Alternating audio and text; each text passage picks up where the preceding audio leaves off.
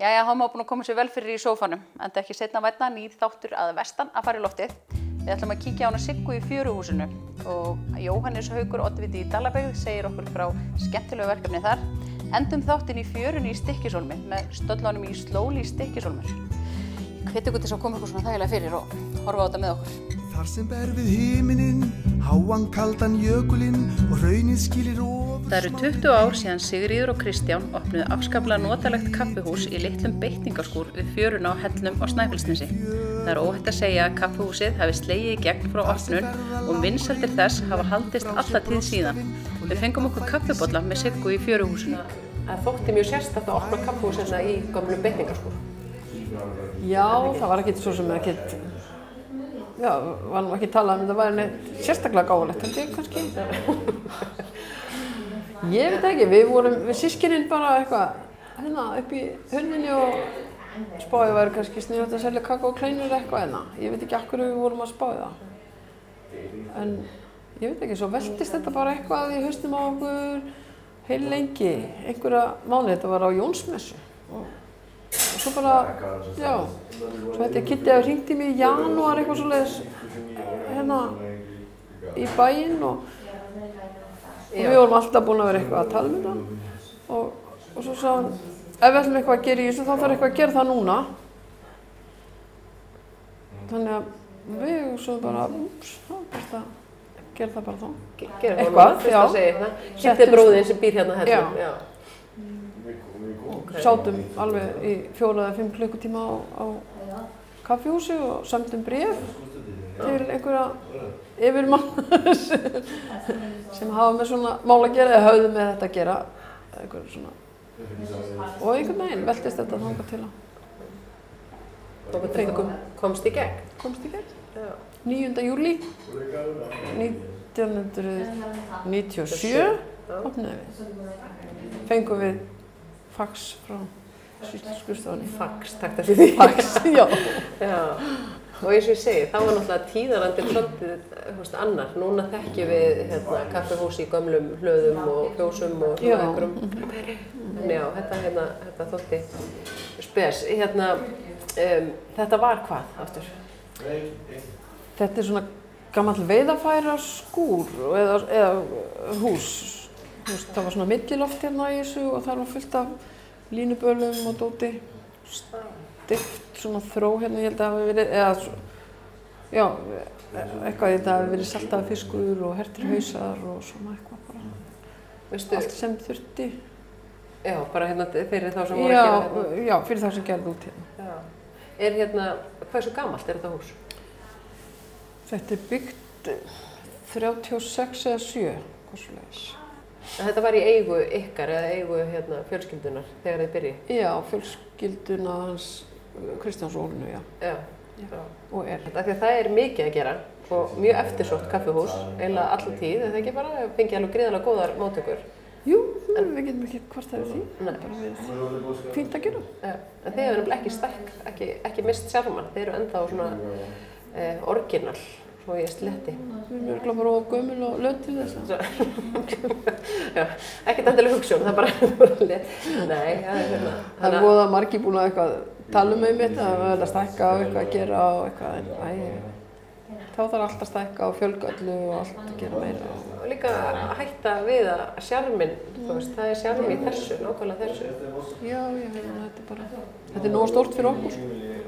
Þú varst að vinna hjá hinu opinbera, segirðu áður. Varstu eitthvað búin að koma að rekstri eða veitingum eða svoleiðis áður? Nei, ég átti einu svona fiskbúð en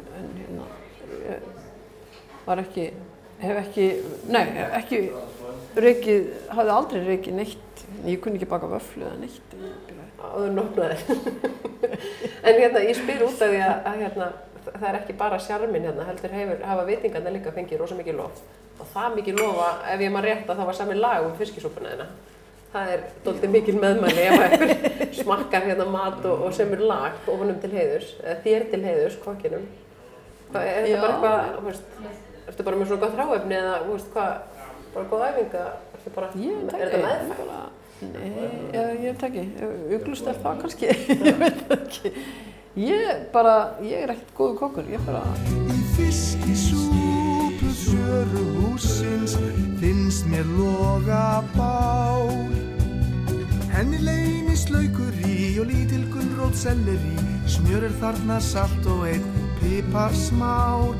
Fiskisoð og sérvalið, sjávarþang og hvítvinið. Ekki góður kokkur, þú ert bara víst góður kokkur. Það bara, ég ætla bara að taka yfir orðið þar. Hvað varst að hugsa þegar þú settir saman matseðilinn? Varst það einblín á eitthvað eða bara svona eitthvað, hvernig var vinnan við matseðilinn? Ég veit það ekki. Já, ég held nú að Kiddi bróðir hafi aftur komið þar að. Ég hafði einhvern tímann eldað einhverja fiskisúpu heima sem var svona þótti og góð og Kiddi sagði eitthvað, ég get bara selt fiskisúpu og eitthvað svoleiðis og vöfflur eða eitthvað. Og svo bara, já, súkkulaðiköku, eða þú veist, ég ákvað að vera með svona djöflatertu eða þú veist, svona gamaldags súkkulaðiköku, íslenska svona, og fiskisúpu. Þetta var eiginlega, og ég kunna baka brauð sem eitthvað svona sem mamma hafi gert eða eitthvað svona. Kannski að því að þú hefur svo af 20 ár í rekstri, það er ekkert allir sem að hvorki hafa lifað af 20 ár í rekstri eða bara verið í rekstri 20 ár. Breytingarnar á þessum tíma, er eitthvað hægt að ræða þær? Finnst þér, allt öðruvísi ferðamaður sem kemur í dag? Eru aðrar eru þeir að leita eftir ykkur öðru eða eitthvað svoleiðis? Ég veit það ekki. Ég veit það ekki. Þeir eru nú svo alltaf að leita bara að einhverju orginali, finnst mér. Ég meina, maður ekki alltaf að leita því eitthvað? Þeir voru náttúrulega miklu færri. Fyrst ég byrjaði að vera örugglega svona 70% Íslendingar sem komu. Núna það örugglega orðið sko 90% útlendingar sem koma. Af því að þeim hefur náttúrulega fjölgað svo rosa mikið. Íslendingum fjölgar ekki. Heldur eru þeir bara minnka hlutfallið. Ég veit það ekki. Mér finnst fólk alltaf að leita einhvern veginn sama. Kannski ferðamátur einhvern veginn hefur breyst. Það eru rosa margir á eða bara bílum og... En svo náttúrulega búið þið það vel að vera gönguleiðin frá Arnarstapa hellnum. Þeir eru náttúrulega rúsinan í pilsuendanum og byrjar á Arnarstapa. Já, við erum náttúrulega besta stað í landinu. Já, þannig að þú tekur við svöngum göngubörkum. Ég meina, það var ég sjálfsög ekkert að byrja, eða byrja ekki með mér sko, eða neitt svoleiðis. Það var hérna áður sko. Túrismi var fyrir hérna þegar ég byrjaði hérna sko. Já. Eða þetta að láta fólk labba hérna yfir. Já, en það var ekkert í rauninni sem beygði þetta sko. Nei, ekki neitt sko, því það var náttúrulega engin veitingastæður hérna, neins staðar á þessu svæði. Nei. Ekki þegar ég byrjaði sko. Það var bara út á Arnarstapa, jú. Þeir eru náttúrulega byrjaði á undan okkur. Alveg löngu á undan okkur. Mér finnst alveg magnað að sitja úti á pallinum á kvöldin. Og bara þegar það er svolítið mikið brim, eða ekki? Jú, það er sko ekki síðra heldur en þegar það er logn og blíða eða svoleiðis. Nei. Það er rosa flott akkurat þegar það er mikið brim. Já, það kom mér einmitt á óvart. Maður sé fyrir sér að pallurinn sé kannski bara í notkun þegar það er sólskinsdagar, en það er svo stórbrotið að sitja þegar það er verið að því að það er ofboðslega fallegt. Já. Brimið fyrir utan og náttúran alveg onni í manni, sko. Get ímyndað mér að upplifa þetta í gegnum ferðamannin sé alveg sterk upplifun. Fólk situr alveg úti eins lengi eins og því er stætt í rauninni að sitja úti. Já. Og ef það fyrir enginn hérna inn á sumrin að það er gott veður, það bara er ekki, bara fólk vill ekki sitja inni ef það getur sitja úti.